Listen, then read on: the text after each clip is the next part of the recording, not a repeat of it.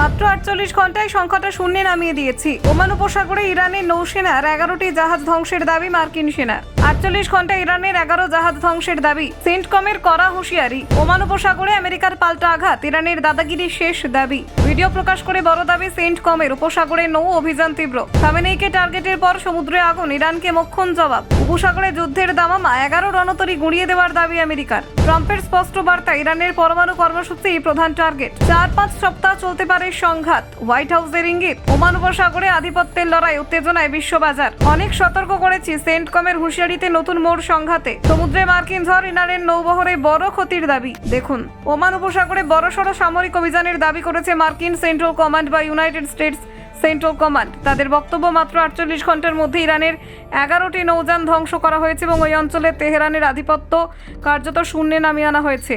সেন্টকমের দাবি, বহু বছর ধরে আন্তর্জাতিক বাণিজ্যিক জাহাজের ওপর ইরান দাদাগিরি চালিয়ে আসছিল। সেই পরিস্থিতির অবসান ঘটাতেই এই সামরিক পদক্ষেপ নেওয়া হয়েছে। ওমান উপসাগরে নৌ চলাচল স্বাভাবিক রাখতেই অভিযান জরুরি ছিল বলে জানানো হয়েছে। অভিযানের ভিডিও ফুটেজ প্রকাশ করেছে সেন্টকম। যদিও সেই ভিডিওর সত্যতা স্বাধীনভাবে যাচাই করা যায়নি, তবু তাতে ইরানের রণতরী IRIS শহীদ বাঘেরিকে লক্ষ্য করে হামলার দৃশ্য দেখানো হয়েছে বলে দাবি করা হয়েছে। এই ফুটেজ প্রকাশ্যে এনে সেন্টকম নিজেদের সাফল্যের কথা জোরালোভাবে তুলে ধরেছে। তাদের বিবৃতিতে বলা হয়েছে, দুদিন আগেও ওমান উপসাগরে ইরানের আধিপত্য ছিল, কিন্তু 48 ঘন্টায় সেই পরিস্থিতি বদলে দিয়েছি। 11টি জাহাজ ধ্বংসের দাবি করে তারা জানিয়েছে, দীর্ঘ দশক ধরে চলা অত্যাচারের অবসান ঘটানো হয়েছে। প্রসঙ্গত, শনিবার থেকে ইরানের বিরুদ্ধে যৌথ সামরিক অভিযান শুরু করেছে আমেরিকা এবং ইসরায়েল। পরমাণু কর্মসূচি এবং আঞ্চলিক নিরাপত্তা নিয়ে উত্তেজনার প্রেক্ষাপটে এই সংঘাত দ্রুত তীব্র হয়েছে।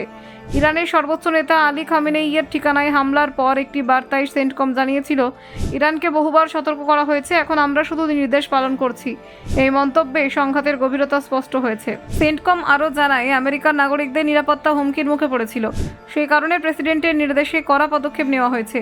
ইরানকে মোক্ষম জবাব দেওয়া হচ্ছে বলেও তাদের দাবি করা হয়েছে। সোমবার হোয়াইট হাউসে এক অনুষ্ঠানে বক্তৃতা দিতে গিয়ে মার্কিন প্রেসিডেন্ট ডোনাল্ড ট্রাম্প এই সংঘাত নিয়ে সরব হন। তিনি বলেন, ইরান বারবার সতর্কবার্তা উপেক্ষা করছে এবং পরমাণু কর্মসূচি নিয়ে আন্তর্জাতিক উদ্বেগ বাড়িয়েছে। ট্রাম্পের বক্তব্য অনুযায়ী সামরিক অভিযানের মূল লক্ষ্য তেহরানের পরমাণু কর্মসূচি বন্ধ করা।